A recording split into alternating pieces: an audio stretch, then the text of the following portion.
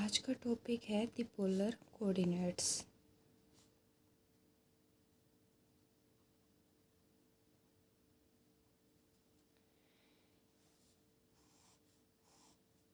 अगर हमें किसी पॉइंट को किसी प्लेन के अंदर उसकी अगर पोजीशन अपने को दिखानी होती है तो उसकी पोजीशन को दिखाने के लिए उस प्लेन के अंदर हमें एटलीस्ट 2 क्वांटिटीज चाहिए होती है जिन्हें हम कोऑर्डिनेट्स ऑफ द पॉइंट कहते हैं।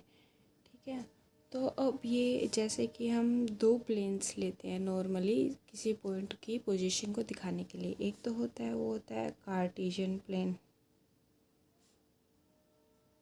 और दूसरा होता है पोलर प्लेन।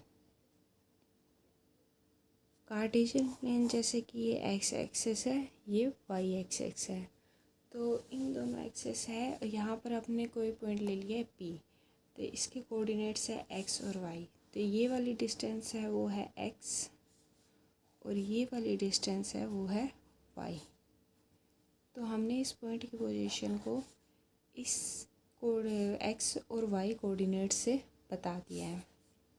वैसे ही एक होता है पोलर कोऑर्डिनेट, जो कि हमें पोलर कोऑर्डिनेट्स के बारे में हमें पढ़ना है तो इस पोलर कोऑर्डिनेट के अंदर हम polar equation of conic, equation of tangent, normal, auxiliary, asymptote, कोड ऑफ कॉन्टैक्ट, पोल और पोलर प्लेन के सभी पढ़ेंगे।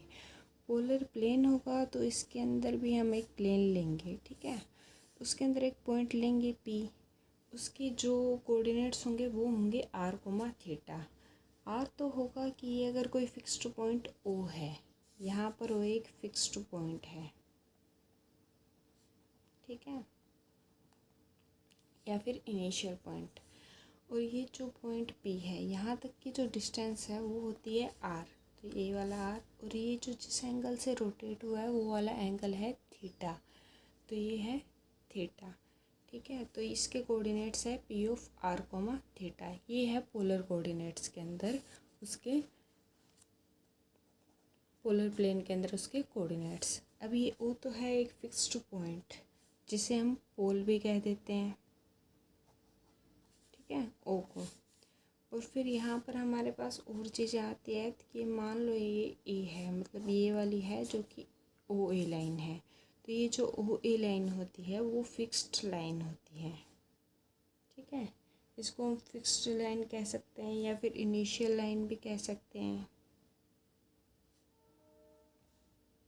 अब एक और लाइन आती है अपने पास, ये वाली लाइन, कौन सी line, o p line. O p line है जो कि उसको हम रिवॉल्विंग लाइन कहते हैं,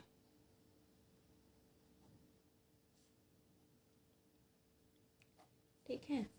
और रिवॉल्विंग लाइन कह दो, और ये जो होती है अपने पास इसको हम पोलर लाइन भी कह सकते हैं या फिर रेडियस वेक्टर, ठीक है। ओ पी इक्वल टू में ही आर है, ये हमें पता है। और ये जो एंगल है, ये जो थीटा है एंगल है, ये थीटा एंगल है ना, इसको कहते हैं वेक्टोरियल एंगल,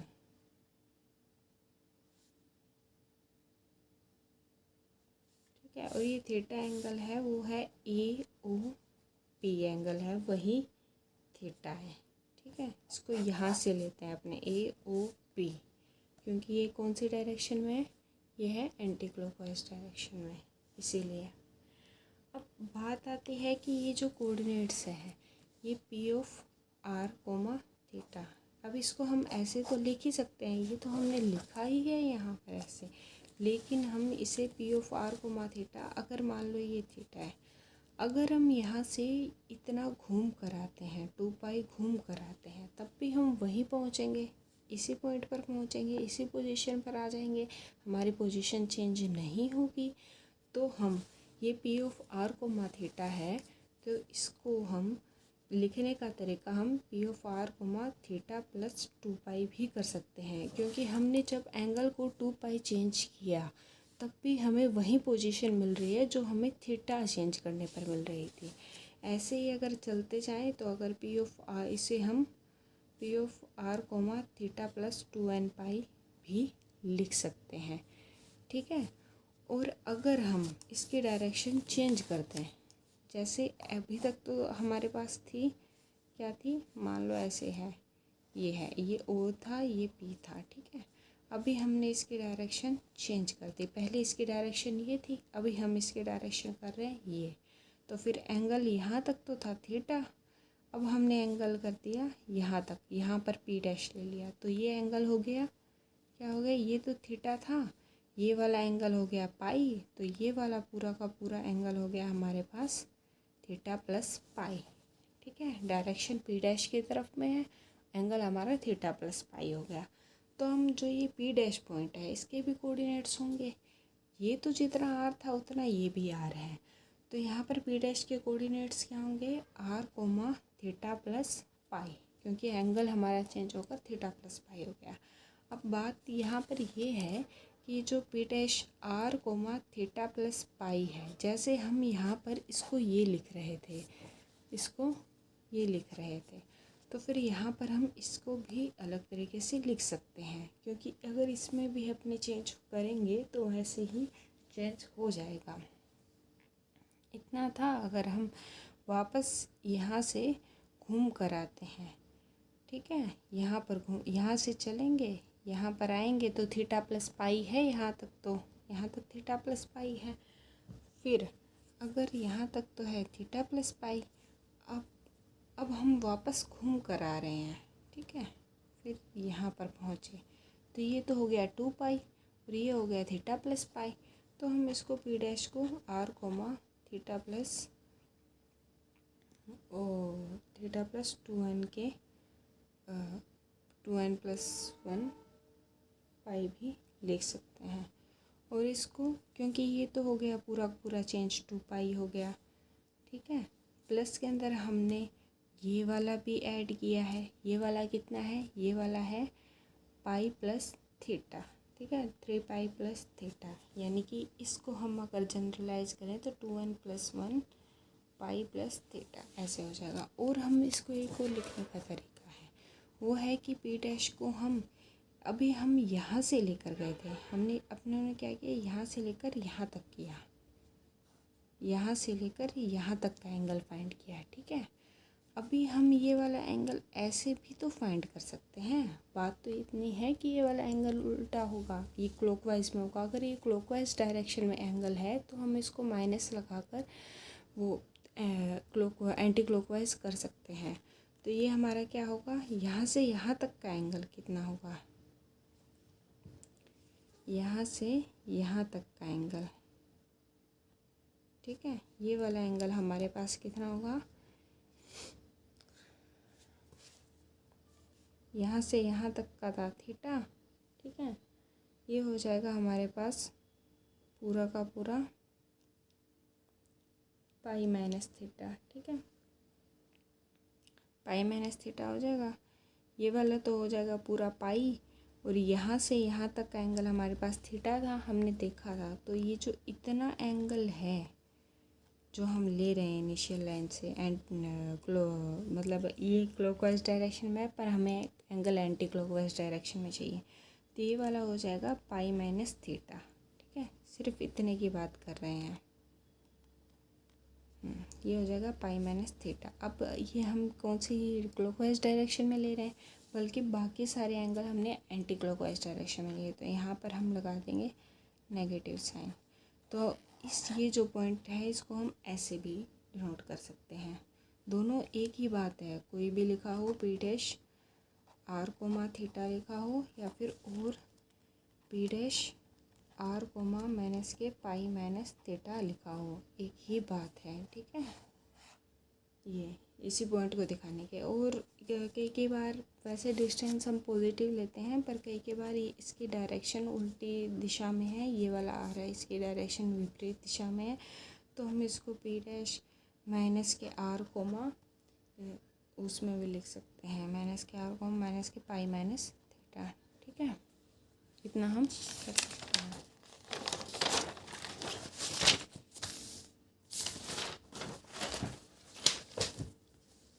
अब हमें आगे जो करना है, वो जो टॉपिक है वो है, अब हम पोलर कोऑर्डिनेट्स के अंदर हैं।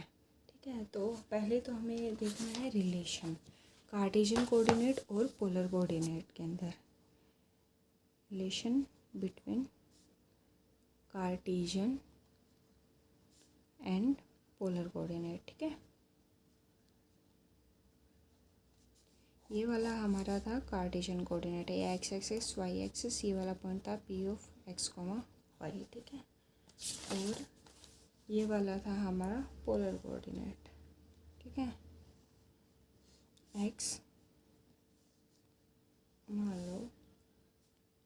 ठीक है, अब नहीं, इसी पॉइंट को अगर हम ये पी ऑफ एक्स वाई, अगर इसको हम पोलर कोऑर्डिनेट के अंदर लें तो ये आर कोमा थीटा हो जाएगा, यहाँ पर ये वाली आर हो जाएगी और ये वाला एंगल हो जाएगा थीटा। तो हम सिर्फ कंपैरिजन कर रहे हैं। ठीक है, तो ये वाली जो डिस्टेंस होगी वो तो होगी एक्स इस पॉइंट से, और ये वाला हो जाएगा वाई। ठीक है, ठीक है, और ठीक है, तो फिर अगर हम देखें तो यहाँ से हम सीधा ही देखें तो x इक्वल टू में क्या आएगा, आर कोस थीटा, क्योंकि कोस थीटा इक्वल टू में क्या होता है, कोस थीटा इक्वल टू में होता है आधार डिवाइडेड बाय कर्ण। ठीक है, तो यहाँ पर कोस थीटा करेंगे तो ये तो है लंब, ये 90 डिग्री है, तो इसके सामने की भुजा ये हो जाएगी कर्ण और ये हो जाएगा आधार। तो आधार डिवाइडेड बाय कर्ण कोस थीटा हो जाएगा। वाई क्या आ जाएगा, वाई आ जाएगा अपने पास आर साइन थीटा। तो यहाँ से हमें आर क्या मिल जाएगा, आर मिल जाएगा रूट के अंदर X square plus Y square, और थीटा हो जाएगा tan inverse X divided by Y, क्योंकि यहाँ से थीटा हम निकाल सकते हैं, इसको इसमें डिवाइड करेंगे तो sine theta by cos theta आ जाएगा, आर से आर कैंसिल हो जाएगा, वाई बाय एक्स, और टेन थीटा इक्वल टू में वाई बाय एक्स आ जाएगा। बस इतना ही है। अब हम इस पोलर कोऑर्डिनेट्स के अंदर अपन निकालेंगे डिस्टेंस बिटवीन टू पॉइंट्स। ठीक है, ये हमारा पोलर कोऑर्डिनेट है। ठीक है, पोलर कोऑर्डिनेट सिस्टम के अंदर चल रहे हैं अभी अपन। ये वाला कोई पॉइंट है P और ये वाला है कोई Q।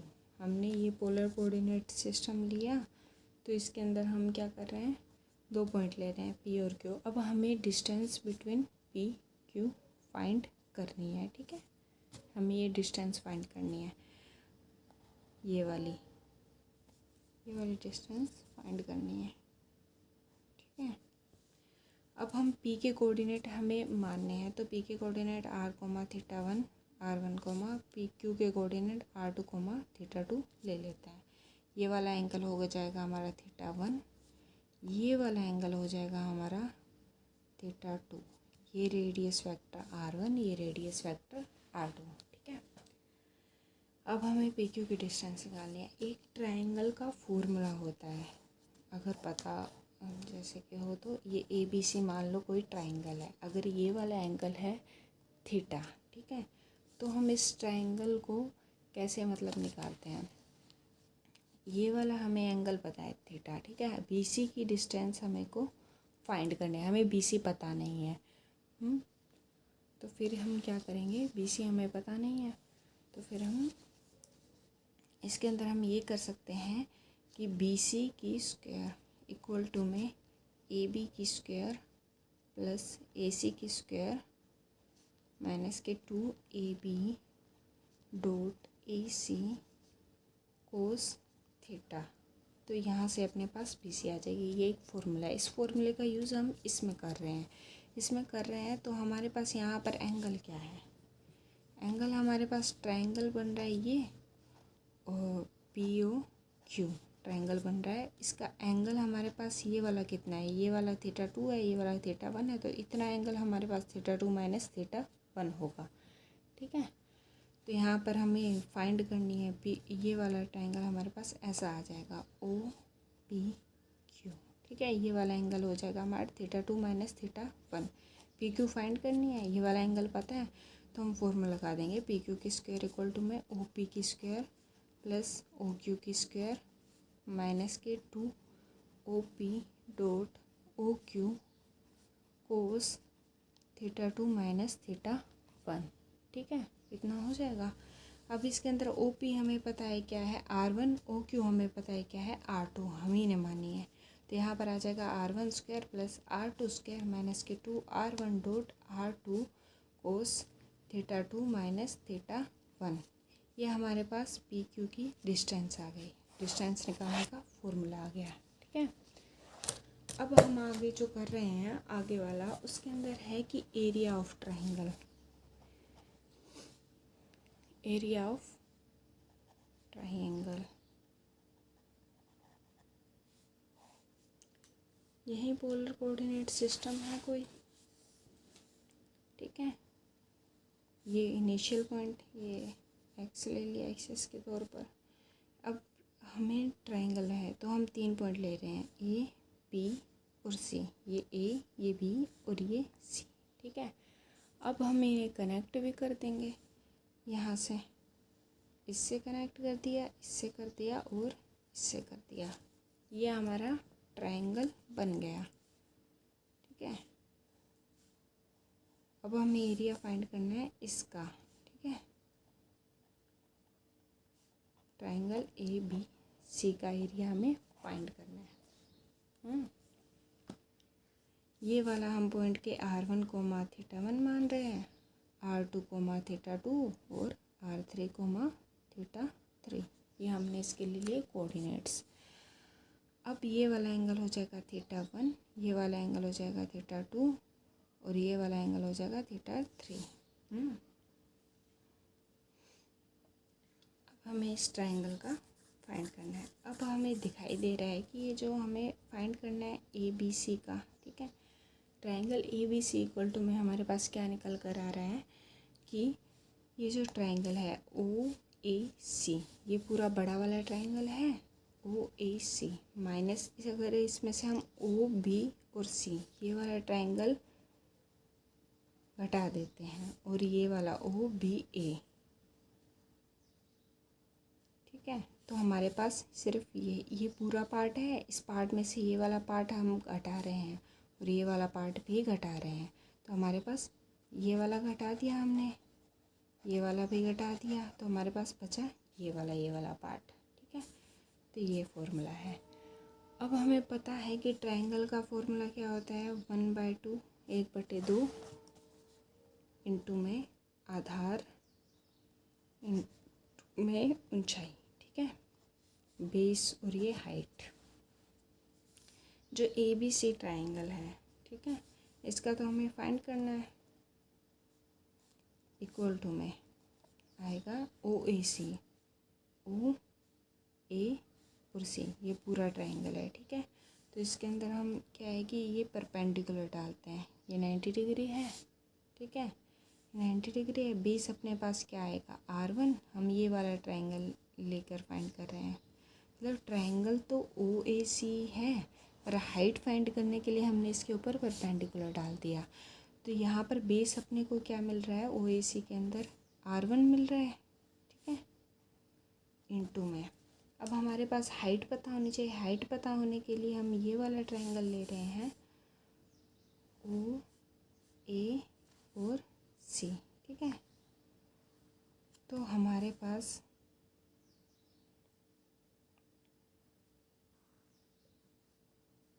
ठीक है ये एंड पॉइंट है, मान लो ये हमने परपेंडिकुलर डाल दिया। तो फिर हम यहाँ पर जो एंगल है वो हमारे पास क्या है, ओ ए सी, यानी कि ये पूरा एंगल, ये इतना एंगल चाहिए हमें।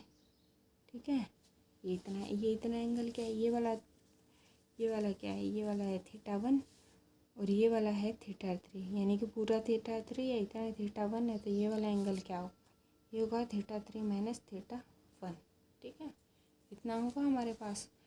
तो हम यहाँ पर 1/2 इंटू आधार ये वाली निकाल सकते हैं हम, ये वाला फॉर्मूला लगेगा। तो फिर हमारे पास क्या आएगा, साइन थीटा 3 माइनस थीटा 1 क्या आएगा इस ट्राइंगल के लिए, ये हो जाएगा लंब CN अपॉन कर्ण क्या होगा इसके सामने की भुजा OC क्या है, OC हमने लिया है R3 है, तो ये हो जाएगा हमारे पास CN, जो कि लंबा हमें फाइंड करना था। तो ये हो जाएगा R3 इंटू में साइन θ3 माइनस θ1, ठीक है, ये हो जाएगा। माइनस के अंदर ऐसे ही हम OBC के लिए लेंगे, OB और C, ठीक है, ये आ जाएगा OB और C, ठीक है। ये वाली हमारे पास R3 है, ये वाली हमारे पास R2 है। हमने इसके ऊपर परपेंडिकुलर डिस्टेंस डाल दिया हाइट निकालने के लिए। आधार अपने पास 1/2 इंटू में आधार अपने पास R2 है। इसके अंदर जो हमारी हाइट होगी वो होगी हमारे पास, ये वाला एंगल कितना होगा, ये वाला एंगल होगा यहाँ, ये वाला एंगल हमें निकालना है। कौन सा एंगल, OBC, ये वाला एंगल निकालना है, ठीक है। ये वाला एंगल निकालने के लिए हमें पूरा पता है कि R3 है और यहाँ तक का हमें पता है कि θ2 है। तो ये यहाँ तक का θ2 है और यहाँ तक का θ3 है। हमें चाहिए ये वाला सिर्फ, तो फिर हम ये पूरा θ3 है, ये वाला θ2 है, हमें चाहिए सिर्फ ये वाला। तो ये θ3 में से θ2 वाला है, ये घटा देंगे तो हमारे पास आ जाएगा, ठीक है। इंटू में यहाँ पर आ जाएगा, वैसे ही साइन वाले फॉर्मूले से निकल जाएगा। इंटू में R3 साइन θ3 माइनस θ2, ठीक है, ये हो जाएगा।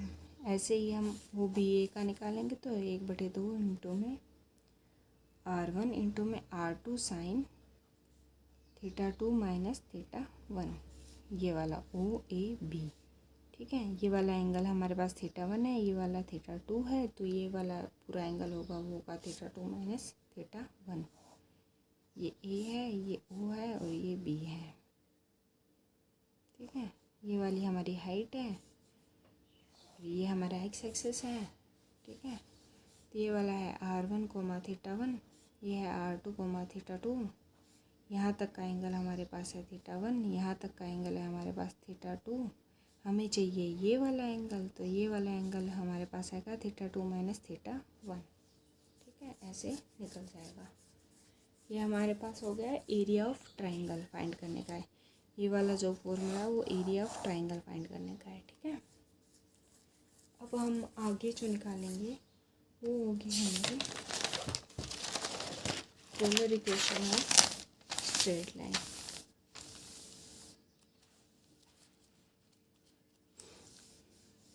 वही हमें फाइंड करना है। तो ये वाली लाइन है, ठीक है, ये वाला हमारा इनिशियल पॉइंट है, ये वाला, ठीक है। अब हमें स्ट्रेट लाइन चाहिए, स्ट्रेट लाइन की पोलर इक्वेशन, ठीक है।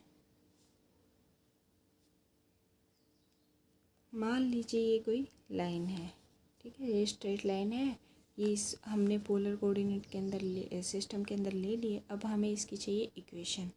अब जब पोलर इक्वेशन फाइंड करनी है हमें किसी लाइन की, या फिर मान लो कोई भी अपने पास कर्व वगैरह है उसकी पोलर इक्वेशन फाइंड करनी है, तो उसके लिए हमें एक वेरिएबल पॉइंट लेना पड़ता है। जैसे कि यहाँ पर इसके ऊपर परपेंडिकुलर डाल रहे हैं, ठीक है, ये मान लीजिए n पॉइंट है, तो यहाँ पर हमने ये परपेंडिकुलर डाला, तो इसके हम ले लेते हैं, चलो इसके कोऑर्डिनेट है ये, ठीक है, ये वाली डिस्टेंस है वो है p और ये वाला एंगल है वो है अल्फ़ा, ठीक है। अब हमें जो भी कर्व की हमें पोलर इक्वेशन फाइंड करनी होती है तो हम उस पर एक वेरिएबल पॉइंट भी लेते हैं, जो कि वो वेरिएबल पॉइंट है वो जैसे कि चेंज होकर हमें वो कर्व कैसा बन रहा है वो बताता है, इसीलिए हम वेरिएबल पॉइंट भी लेना एक ज़रूरी होता है, ठीक है।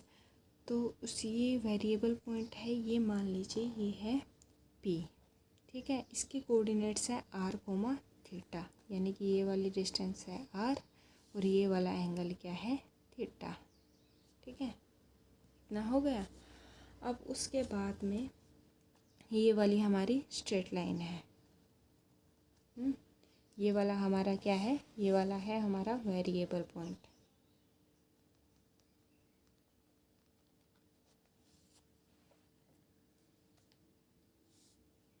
वेक्टोरियल एंगल हमारा क्या है, वेक्टोरियल एंगल हमारा है यहाँ पर अल्फा। हम जो ये वेरिएबल पॉइंट ले रहे हैं वो उसकी शेप कैसी होगी वो हमारा वेरिएबल पॉइंट है वहीं बताता है, ठीक है। अब यहाँ से हमें ये पता चल रहा है कि ये वाला, अब हम ट्रायंगल, ये वाला एक ट्रायंगल बन रहा है ONP, ये वाला एक ट्रायंगल बन रहा है, ठीक है, हमें दिखाई दे रहा है। अब बात ये है कि जो ये वाला एंगल है वो कितना होगा, ठीक है, ये वाला एंगल कितना होगा, ये वाला पूरा, ये अल्फ़ा है, ये पूरा थीटा है, तो ये इतना अपने को पता करना है, तो ये हो जाएगा थीटा माइनस अल्फ़ा, ठीक है, थीटा माइनस अल्फ़ा हो जाएगा। अभी हमें ये पता है कि कोस थीटा माइनस अल्फ़ा क्या होगा, आधार बटे कर्ण, तो आधार तो है यहाँ पर ये स्मॉल p, ये वाली डिस्टेंस, क्योंकि ये वाली हमने स्मॉल p ली है, डिवाइडेड बाय आधार बटे कर्ण, यानी कि 90 डिग्री है ये वाला एंगल, ये वाला ही हो जाएगा कर्ण, तो p/r, तो p इक्वल टू में क्या आ जाएगा, r कोस थीटा माइनस अल्फ़ा, ठीक है, ये हो जाएगी हमारे पास स्ट्रेट लाइन की इक्वेशन। अब p इक्वल टू में क्या आ जाएगा, p इक्वल टू में आ जाएगा r कोस, ये कोस a माइनस बी का फॉर्मूला है जो कि हम खोल रहे हैं, cos a cos b minus cos a cos b plus sine a sine b हो जाएगा, ठीक है। तो वो ओपन करेंगे तो cos theta cos alpha plus के अंदर r sine theta sine alpha, ठीक है, ये फॉर्मूला यूज़ किया है। कोस a माइनस बी का फॉर्मूला है cos a cos b plus sine a sine b, ठीक है, ये वाला फॉर्मूला लगा लिया। अब हमें पता है ये r कोस थीटा होता है, x होता है, ये हमने लास्ट यहाँ पर देखा था, ठीक है, यहाँ पर देखा था, ये हो जाएगा x कोस अल्फ़ा प्लस के अंदर y साइन अल्फ़ा, ठीक है, ये हो जाएगा अपने पास। अब इसके अंदर आते हैं केस, ठीक है, जो फर्स्ट केस है अपने पास, वो फर्स्ट केस क्या है, वो ये है कि अगर ये लाइन है, जो हमने ये लाइन ली है, ठीक है, अगर ये लाइन है वो पास थ्रू द पोल हो, if the line passes through the pole, ठीक है, पोल हमारे पास क्या होता है, पोल हमारे पास ये होता है O पॉइंट।